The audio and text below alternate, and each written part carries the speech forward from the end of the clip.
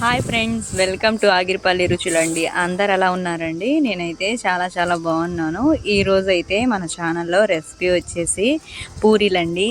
చాలా స్మూత్గా, చాలా టేస్టీగా ఉండేలాగైతే ఇంట్లోనే చాలా సింపుల్ ప్రాసెస్లో అయితే చేసేసుకోవచ్చండి. ఎంత సాఫ్ట్గా వస్తాయంటే చక్కగా పూరీలు కూడా భలే పొంగుతాయండి. నేను చెప్పిన ప్రతి ఒక్క కొలతతో అయితే మీరైతే ఇంట్లోనే చాలా సింపుల్గా, చాలా టేస్టీగా అయితే చేసేసుకోవచ్చండి.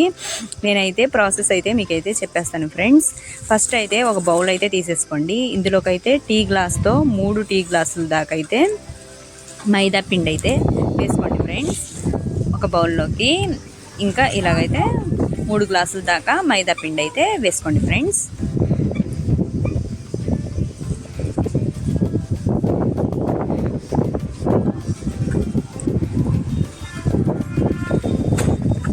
ఇంకా 3 గ్లాసుల దాకా అయితే మనమైతే వేసుకున్నాం కదండి మైదా పిండి. ఇందులోకి అయితే ఒక 3/4 గ్లాస్ దాకా అయితే బొంబాయి రవ్వ అయితే యాడ్ చేసుకోవాలి ఫ్రెండ్స్ ఇందులోకి అయితే.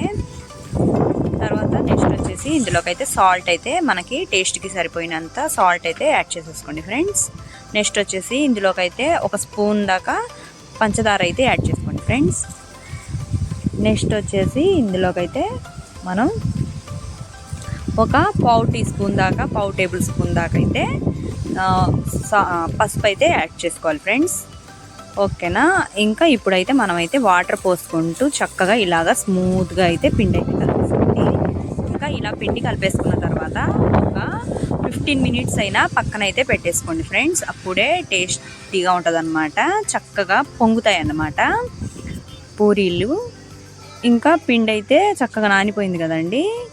ఇంకా ఇప్పుడైతే తీసేసుకొని మనకి ఏ సైజులో కావాలంటే ఆ సైజులో అయితే మనకి చిన్నగానే చేసుకోండి ఫ్రెండ్స్. తక్కువ క్వాంటిటీలో తీసుకుంటేనే పూరీలు అయితే భలే సాఫ్ట్గా చక్కగా వస్తాయండి. ఇంకా ఇలా తీసేసుకొని కొంచెం పిండి చల్లుకుంటూ ఇలాగైతే పల్సగా అయితే చేసుకోవాలి ఫ్రెండ్స్. ఎంత పల్సగా చేసుకోవాలంటే అంత పల్సగా అయితే చేసుకోండి.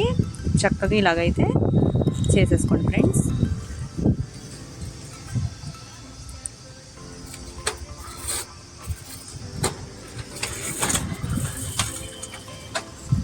ఇంకా అటు ఇటు చక్కగా తిప్పుకుంటూ ఇలాగైతే చేసుకున్నాం కదండి. ఇప్పుడైతే స్టవ్ మీద అయితే ప్యాన్ పెట్టేసుకొని అందులోకి అయితే ఆయిల్ అయితే పోసేసుకోండి ఫ్రెండ్స్. ఆయిల్ పోసుకున్న తర్వాత ఆయిల్ అయితే హీట్ అవ్వాలండి. మనం అయితే డీప్ ఫ్రై చేయాలి కదండి, అందుకని ఆయిల్ అయితే ఎక్కువ వేసుకోవాలి. ఇంకా ఆయిల్ అయితే హీట్ ఎక్కింది కదండి. ఇప్పుడైతే పూరి వేసేసుకుందాము.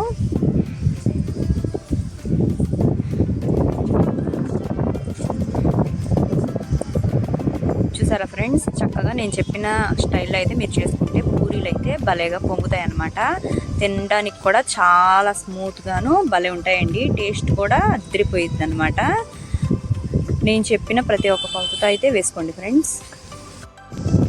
ఓకేనండి. ఇంకా ఇప్పుడైతే మనమైతే 2 సైడ్స్ కూడా కాల్చేసుకొని ఇంకా తీసేసుకోవచ్చు ఫ్రెండ్స్. ఇంకా మిగతా పూరీలు కూడా ఇంకా ఇంతేనండి.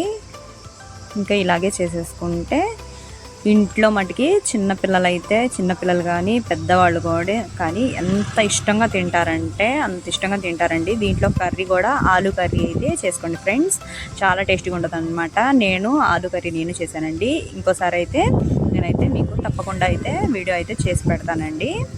ఇప్పుడైతే ఇంకా ఈ ప్రాసెస్ అయితే చూస్తాం కదండి. ఇంతేనండి, చాలా సింపుల్గా అయిపోయినాయి కదా.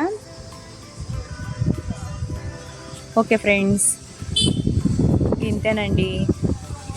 ఇంకా రెసిపీ నచ్చినట్టయితే లైక్ చేయండి, షేర్ చేయండి, అలాగే కామెంట్ కూడా చేయండి ఫ్రెండ్స్. ఇంకా ఏమైనా రెసిపీస్ కావాలంటే తప్పకుండా అయితే కామెంట్ బాక్స్లో చెప్పండి, నేనైతే ట్రై చేస్తాను. ఇంకా ఎవరైనా సబ్స్క్రైబ్ చేసుకోకపోతే సబ్స్క్రైబ్ చేసుకోండి friends. Thank you for watching అండి.